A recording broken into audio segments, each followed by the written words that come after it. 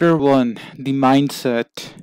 When I was young researcher just starting out, something happened that changed my life.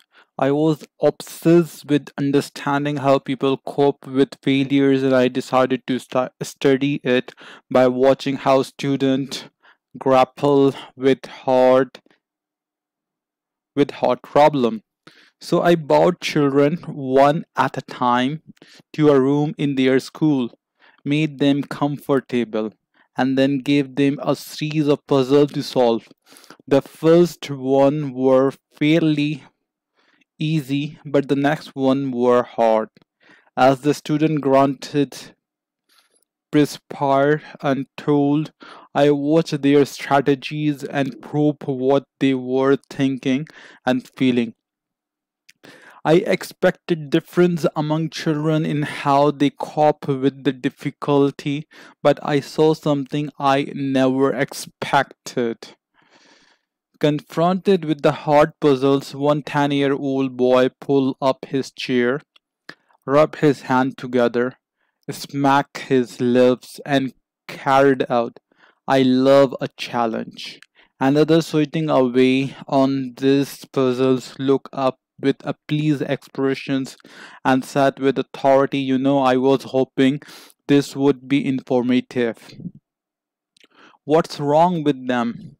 I wondered. I always thought you cope with failures or you didn't cope with failures. I never thought anyone loved failure.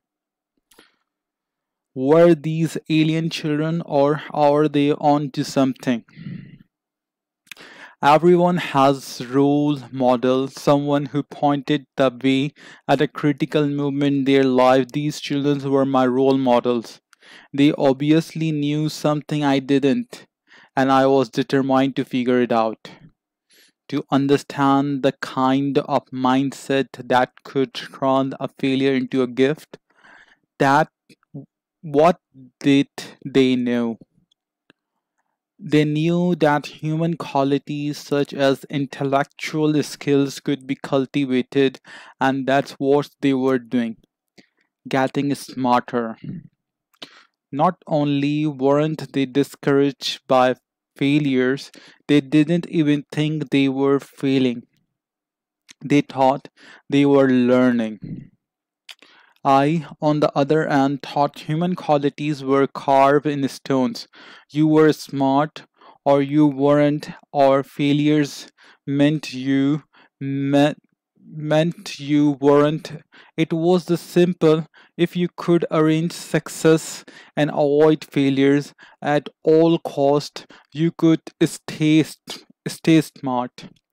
Struggles, mistake, perseverance were not just part of this picture. Whether human qualities are things that can be cultivated or things that were carved in stones in an old issue. What these beliefs means for you is a new one.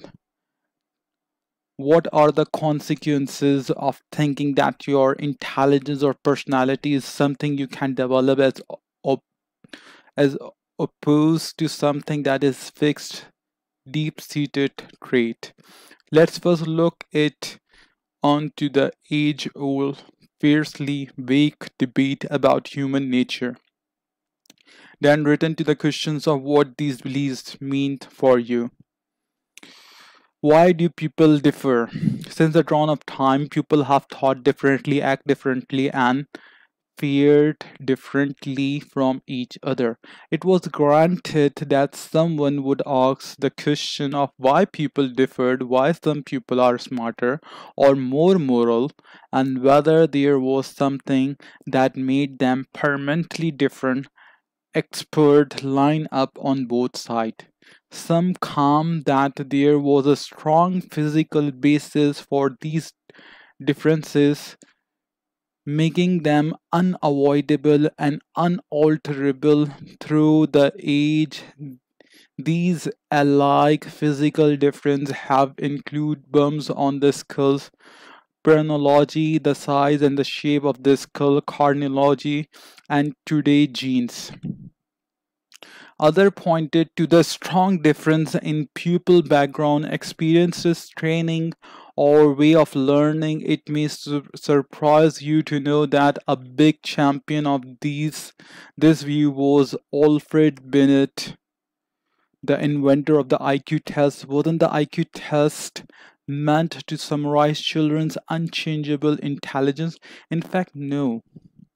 Binet, a Frenchman working in Paris in the early 20th century, designed this test to identify children who were not profiting from the Paris public schools so that new educational program could be designed to get them back on track.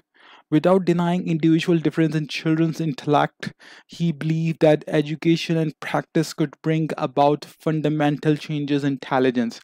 Here is a quote from one of his major book, Modern Ideas About Children, in which he summarized his work with hundreds of children with learning difficulties.